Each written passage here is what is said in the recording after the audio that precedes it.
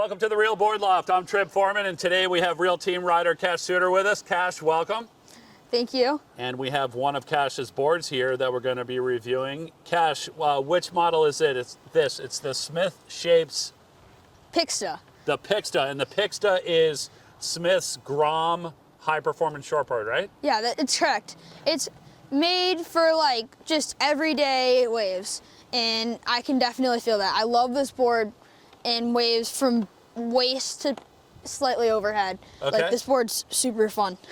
So I remember, this is the second one, right? This Pixta? is the second one. I had Second one that that you I had? outgrew a little bit. Okay. And then I picked up a bigger one from Real, Okay. and it feels great. So this one's like right off the rack. Right off the rack, yeah. Not custom. Okay, No, so no. looking at the dimensions on this one, even like the board is small, but then it seems like on small boards they write the dimensions even smaller. Yeah, I don't know. I think it's so older people can't read them.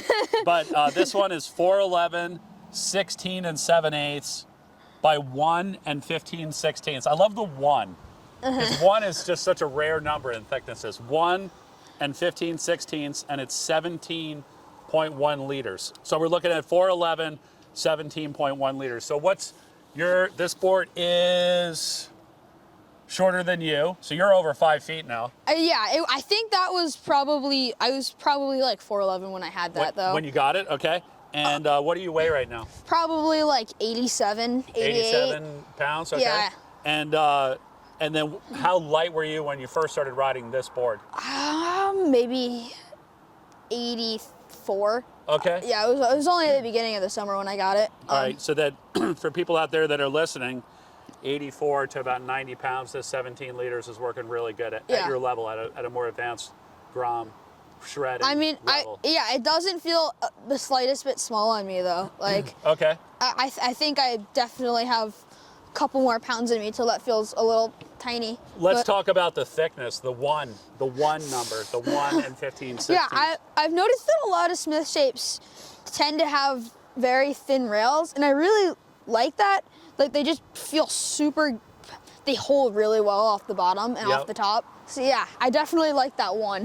That was what I noticed, like when we got this shipment of boards in, with this board in that shipment, I was noticing like how thin all the boards were compared to all of the other Grom boards. But then also, when I watched you surf the first one that you got, like on the very first wave that I saw, like that you had so much rail in the water, like you're able to bury so much more rail rather than like flat surfing it. You're able to like put the thing on rail, like even as a lighter surfer. Yeah, the refined rail just like really helps, I think. Yeah, that's what I noticed. Right out of the blocks, like the very first wave that I saw, like it definitely looked like an improvement in your surfing. So you're talking about waist to overhead surf? Yeah, I'd say, waist to head, maybe a little overhead. It feels really great. Yeah. Yeah. Okay, and what fins you ride in this board? It's set up as a thruster.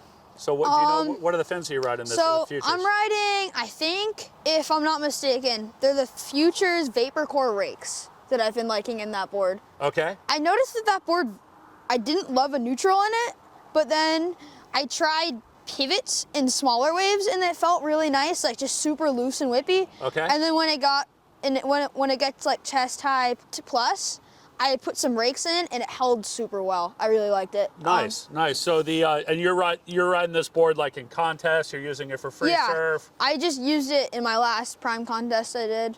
And how'd you do? I got third. The SMTH Pixta. If anybody out there has any questions on the SMTH Pixta, or would like to order one, either off the rack or custom order, you can always reach us at the shop, 252-987-6000, or look us up online, realwatersports.com/surfing. Thanks for tuning in, and Cash, thanks for hanging out.